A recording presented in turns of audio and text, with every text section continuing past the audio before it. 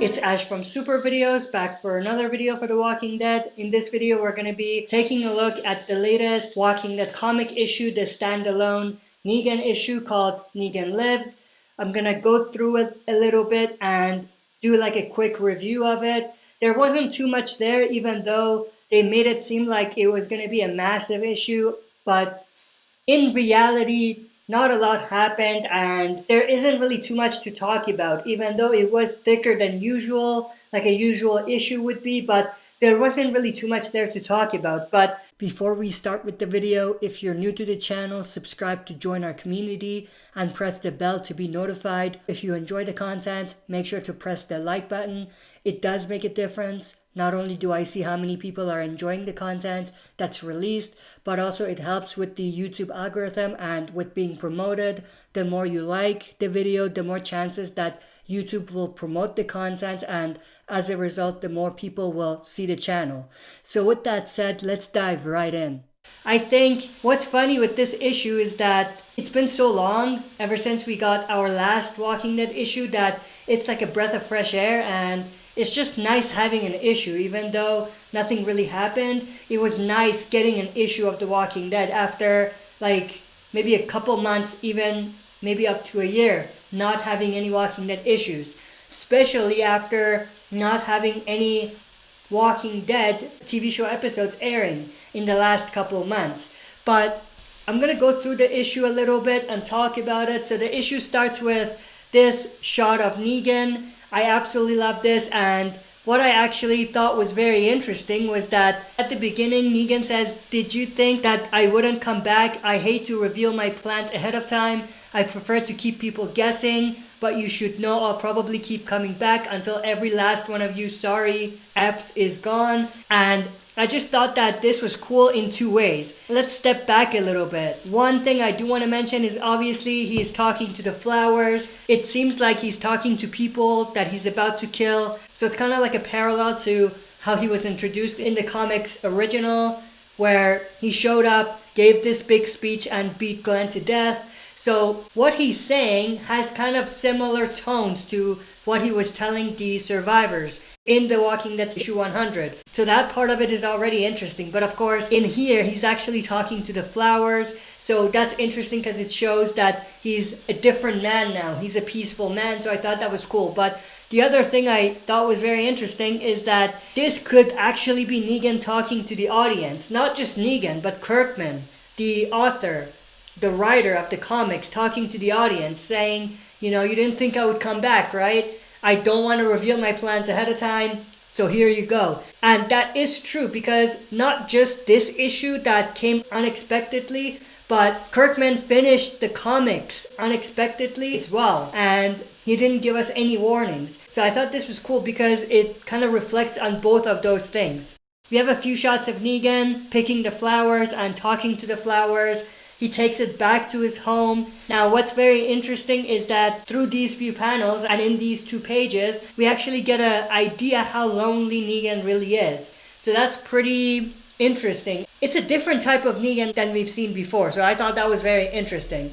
And then Negan goes to talk to Lucille by the grave, the baseball bat, of course. Talks to Lucille a little bit, and he gets really frustrated because he realizes that he's going crazy talking to a baseball bat that he buried. So he's like, what am I doing here talking to a baseball bat? So he's screaming from the top of his lungs.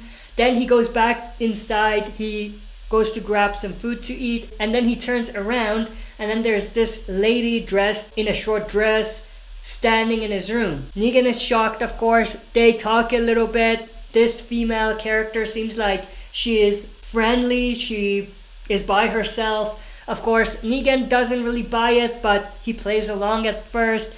And then they eat something. They talk a little bit about, you know, how everything turns normal or how everything becomes normal very quickly. And, you know, how Negan pretty much got used to this new world after a few days. It was perfectly normal for him to be killing the dead after just a few days.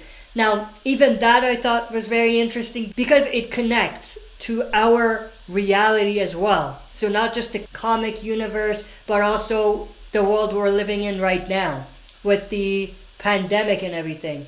And I thought this was also Kirkman kind of giving us a bit of his thoughts, giving us his 2 cents about the world that we are living in right now.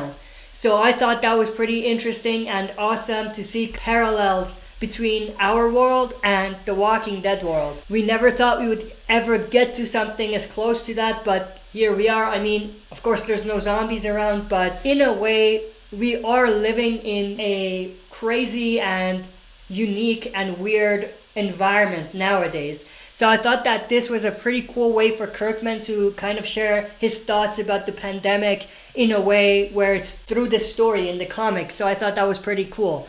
But then we have this chick, we don't know her name, but she's talking to Negan. They hit it off a little bit. She approaches Negan, gets very friendly with him, and then Negan suspects something is up, and then he throws her out of the house and cusses her out and says, "What's the plan? How many people do you have around with you?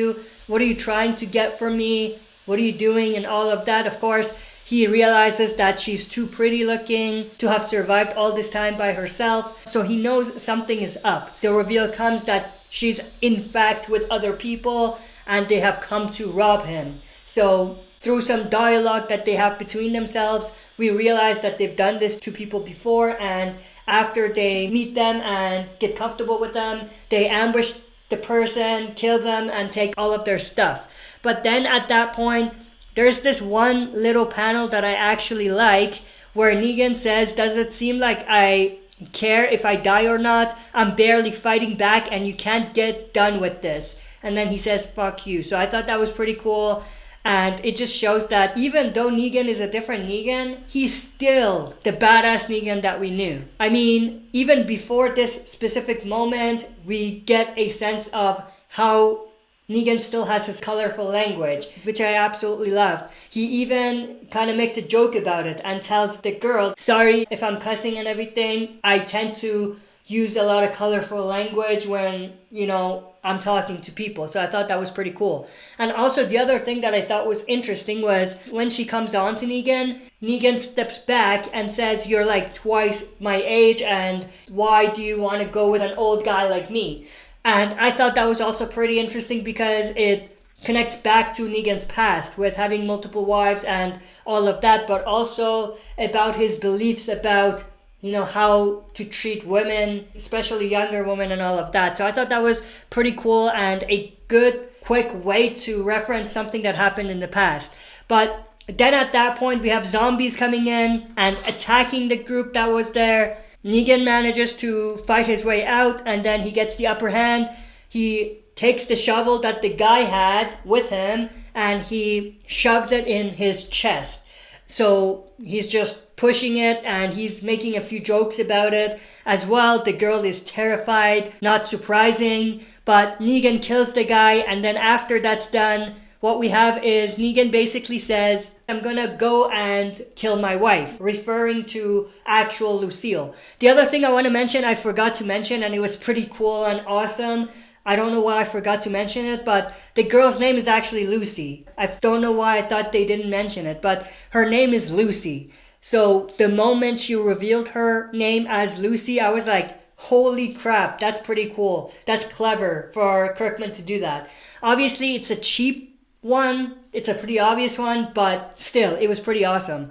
But going back to what I was saying, so Negan tells Lucy he wants to go and kill his wife, Lucille, who is laying in the hospital bed still as a corpse probably, and he wants to go back and put her down.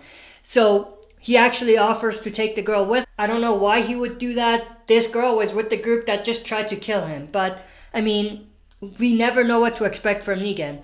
But then the very final issue is Negan saying, "Don't you want to see what happens next?" And then that's where the comics ends. But I thought that was a little cheesy, but it's pretty cool. I mean, that leaves the door open for future stories, maybe in other mediums, not necessarily the comics, maybe the comics, but maybe other mediums, maybe a game of some sort, maybe a standalone Negan specific TV show, or maybe a movie. We don't know, but this was pretty awesome. I absolutely loved it. Even though, like I said, nothing happened, like if you think about it, nothing really happened. The only big thing that happened was Negan wants to go back to put his wife down now. That's the main thing that happened. But with all of that, I thought this was a pretty cool issue, especially after not having any Walking Dead comics for so long. It was a breath of fresh air to get something Walking Dead comics related. But with all of that said, I hope you guys enjoyed that issue and I hope you guys enjoyed my review. That's it for this video. See you next time for another super video.